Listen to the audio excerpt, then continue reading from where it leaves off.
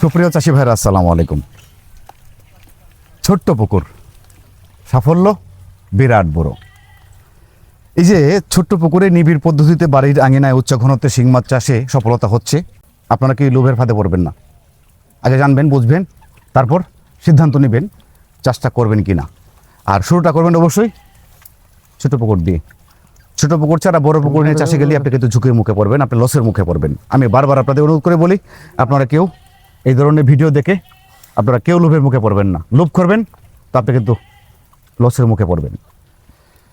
এই যে মাছটা, এটা বিক্রি হয়েছে 15টা কেজি, 9,800 টাকা মন।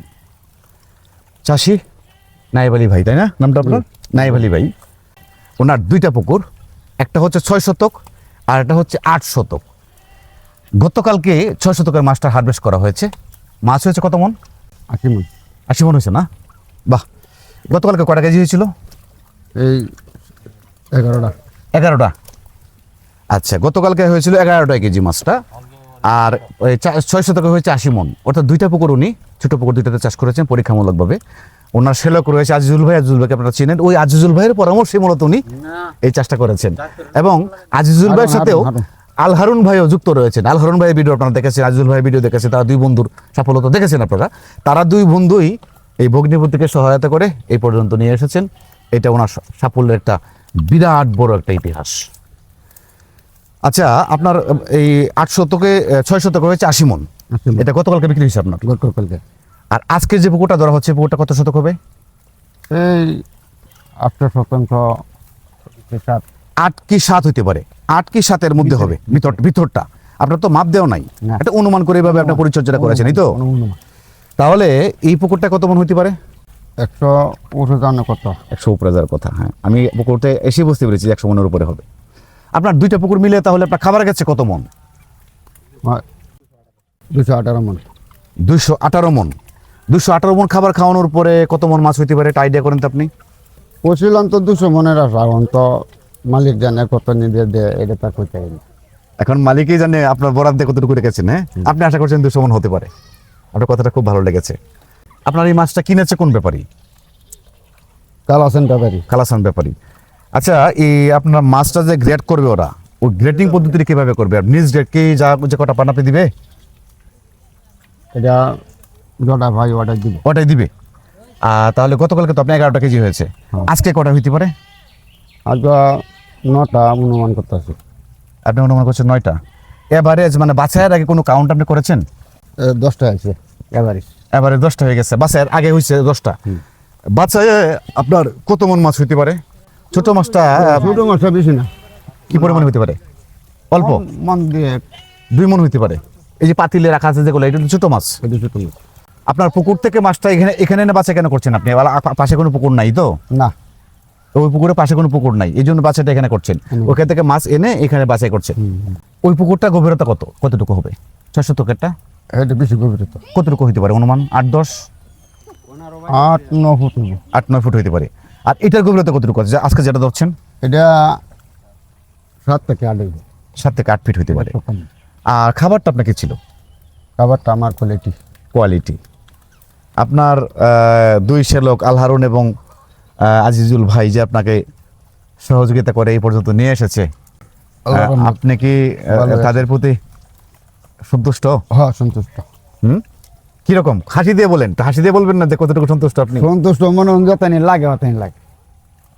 এই কথাটা তো বলছি আমি, কারণ আপনি হচ্ছে ভগ্নিপতি। হ্যাঁ, আর ওলা হচ্ছে আপনার 2জন শ্যালক। ওরা যদি আমার এটা না করে আমি এটা অতটা করতে পারি না। হেরা করছে বিদায় আপনি করতে পারতেছেন। হেরা সহযোগিতা না করলে হয়তো আপনি এতটা করতে পারতেন না, তাই না? আর আপনার অঞ্চলে, আপনাদের আশেপাশে, আপনাদের গ্রামটা হচ্ছে সিংড়া অন্ধ গ্রামের নাম। আর উপজেলা হচ্ছে গৌরীপুর, জেলা হচ্ছে ময়মনসিংহ, এই তো? আপনাদের গ্রামের আশেপাশে কি আরো এরকম উচ্চঘনত্ব চাষ হয়? না, হয় না। আমি তো যতটুকু জানি আপনাদের এই অঞ্চলটা সবজি চাষের জন্য বিখ্যাত। আপনি করেছেন, আর বাকিরা তো আমি তো দেখলাম যত সবাই সবজি চাষ করে, বেশিরভাগ মানুষ সবজি চাষ আমরা করি। আপনিও করেন? আর এই মাছ চাষটা আপনার এই এলাকাতে আপনি মনে হয়? না, আছে, আরো আছে, তবে কম। চাষি আছে কি হইলে চাষি তো অতটা না আছে। মানে কম পরিমাণে কম চাষি। আপনি যে মাছটা চাষ করে আনছেন আপনার দুই শ্যালক আল হারুন এবং আজিজুল ভাই ছাড়াও আপনাকে সহযোগিতা পারিবারিকভাবে মানে পরিবারের পক্ষ থেকে আপনাকে কে কে সহযোগিতা করেছে? আমার পরিবারের আমার বাচ্চা আছে, এই যে ছেলে আপনার ছেলের নাম কি? জামাল উদ্দিন। জামাল উদ্দিন। উনি আপনার ছেলে? হ্যাঁ। বাবা একটু আসেন। আচ্ছা, তা আপনার ছেলেরাও আপনাকে সহযোগিতা করেছে? এই লাই করে আমি লোকে পাখি। কি নাম আপনার? মোহাম্মদ জামাল উদ্দিন। মোহাম্মদ জামাল উদ্দিন। আচ্ছা, আপনি বাবা আপনার এই পুকুরটায় টোটাল দুইটা পুকুর মিলিয়ে খরচ কত হয়েছে? মানে পুরোপুরি হয়েছে না, তবে আনুমানিক একটা আনুমানিক একটা আছে, এই 12 থেকে 13 মধ্যে আছে আর কি, 12 থেকে 13 লাখ হইতে পারে, হইতে পারে। এরকম একটা অনুমান করা যেতেছে। হ্যাঁ। 218 মন খাবারে। জি।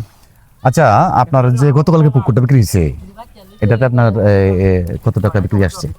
এটা আমাদের দেখতে আছে 8 লাখ। 8 লাখের থেকে কিছু কম আছে। কিছু কম আছে, প্রায় 8 লাখ।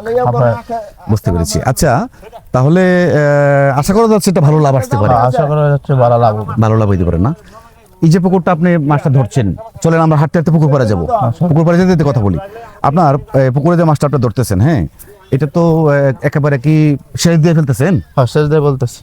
মানে প্রথম সকালে জাল ফেলছেন? হ্যাঁ, সকালে জাল ফেলাইয়া প্রথম জাল দিয়ে টান দিয়েছে। টানতেছি।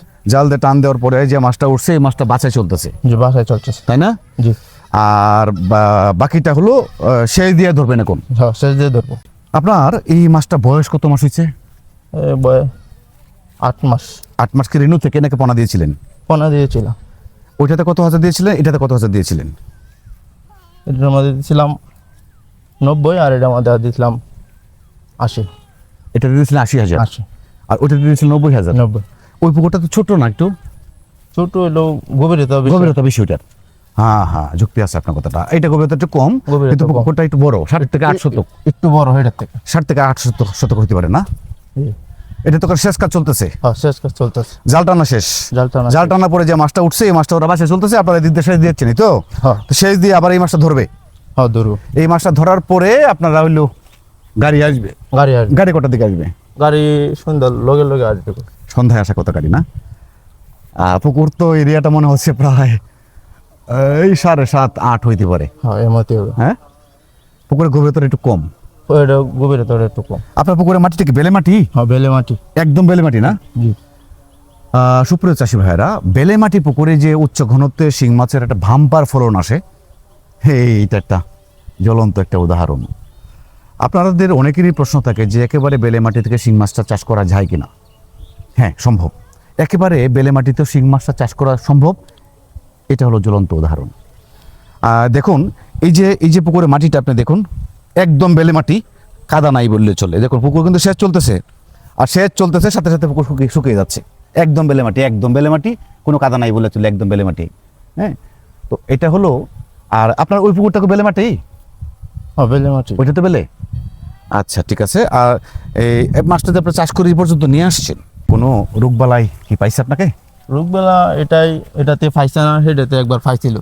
ফোনা যেগুলো শুরু আসছিল আর কি। ছোট ছিল যখন, তখন কি রোগবালাই হয়েছিল আপনার?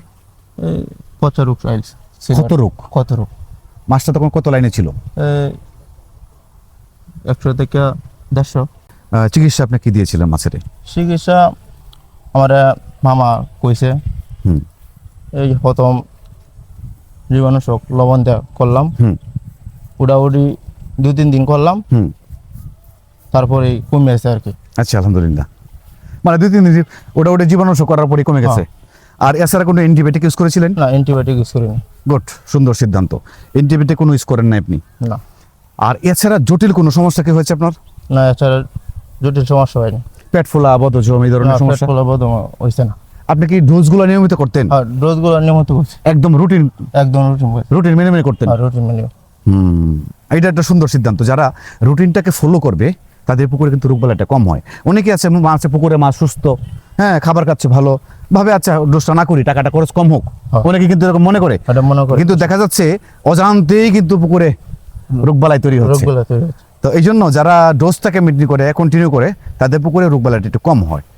তো বাবাজি, আর কিছু প্রশ্ন করি আপনাকে। সেটা হলো যে আপনার পুকুরে যে আপনি খাবারটা দিতেন, ওই পুকুরে একসাথে কত কেজি খাইতো? এই পুকুরে আমি একসাথে 20 কেজি দিছি।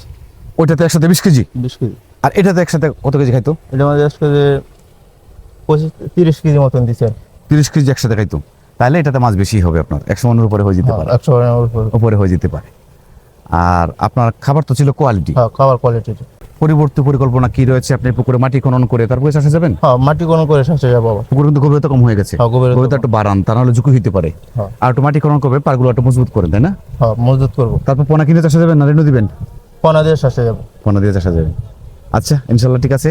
সুপ্রিয় চাষি ভাইরা, দেখুন এইটুকু পুকুরে যদি 100 মন প্লাস মাছ হয় 7 থেকে 8 শতকে, এবং 6 শতকে অলরেডি 80 মন হয়ে গেছে, তাহলে এটা কিন্তু সত্যি আশ্চর্যজনক একটা ফলন। এই যে অকল্পনীয় ফলনটা হচ্ছে, এটা কিন্তু ছোট পুকুরের জন্য হচ্ছে। আর যতক্ষণ আপনি পুকুরটা বড় নেবেন, সেক্ষেত্রে আপনার ঝুঁকিটা বাড়বে, আপনার ঝুঁকি বাড়বে। আর যদি আপনার ফলনটা ছোট, আয়তনটা ছোট নেন পুকুরের, সেক্ষেত্রে ঝুঁকিটা কম থাকবে। যেমন এই পুকুরটা একেবারে হাতের নাগালে, আপনি ইচ্ছা করলে এটা পরিচর্যা করতে পারতেছেন, ইচ্ছা করলে এটা ময়লা বের করতে পারতেছেন, ইচ্ছা করলে আর কোনো মাছ অসুস্থ হলেও আপনার সহজে আপনার চোখে পড়বে। এই জন্য আপনাকে করতে হবে কি, ভাগনা জামালউদ্দিনের মতো আপনারাও এই ছোট্ট পুকুরে চাষ শুরু করুন। চাষটাকে শিখুন, জানুন, বুঝুন, তারপর আস্তে আস্তে স্টেপে স্টেপে আপনি পুকুরটাকে বড় করুন, 2-1টা করে পুকুর বাড়ান। চাষ পদ্ধতি না জেনে যদি আপনার চাষটা বড় করতে যান, সেক্ষেত্রে আপনার লস হতে পারে। সকলে ভালো থাকুন। আমার বাবাজি জামালের জন্য দোয়া করবেন। আপনাদের সকলে সুস্বাস্থ্য এবং দীর্ঘায়ু কামনা করি। সকলে ভালো থাকুন। আসসালামু আলাইকুম।